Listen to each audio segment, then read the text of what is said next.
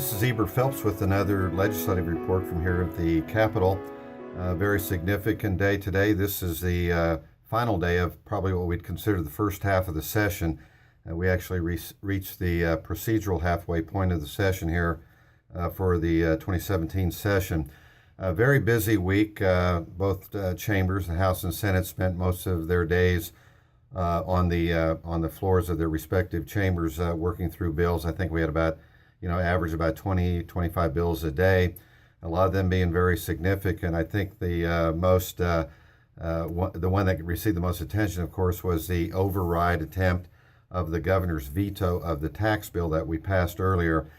Both chambers passed out the identical bills to the governor that had a lot of significant things in them and would have probably gotten our finances in order, not only for 2017, which we're mainly doing with some one-time spending, but also looking at the 2018 budget.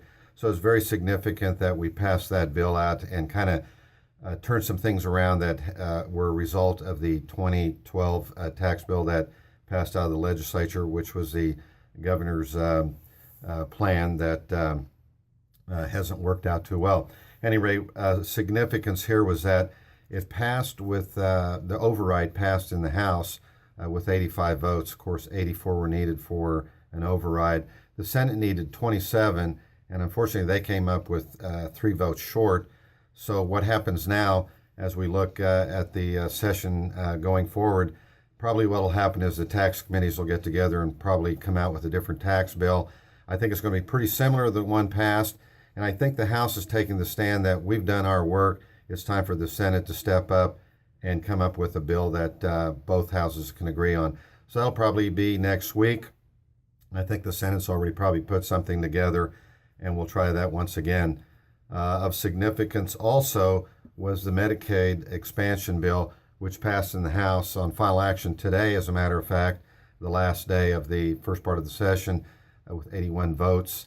And of course, that's going to be very significant. I know one thing that a lot of people have paid attention to here as of late is looking at the Medicaid expansion as far as what that's going to mean to our budget, because it's going to be a significant amount of money coming into our state.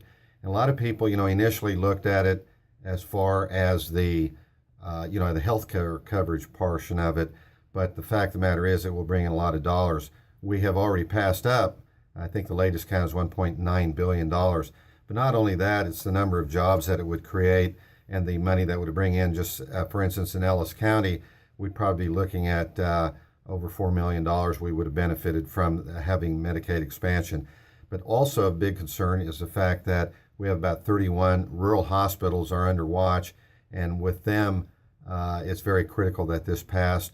I think a lot of them are probably hanging on for dear life, and hopefully if this passes and the Senate does the same, we can get things rolling here in a short time and get things more secured for our rural hospitals. We've already had one, that being Independence, had closed some months ago.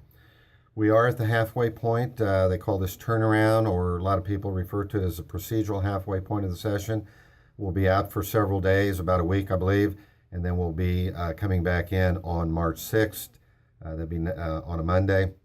And then we'll start hearing the bills that have passed out of the Senate, and likewise the bills that went out of the House will go over to the Senate chamber. Then each chamber will have an opportunity to go over each other's bills. If they make any changes, those will have to be rectified in some sort of or come to an agreement in a conference committee.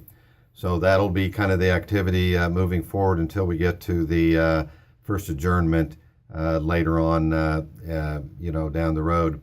In the meantime, on this break, I'll be back in Hayes. Look forward to seeing everybody.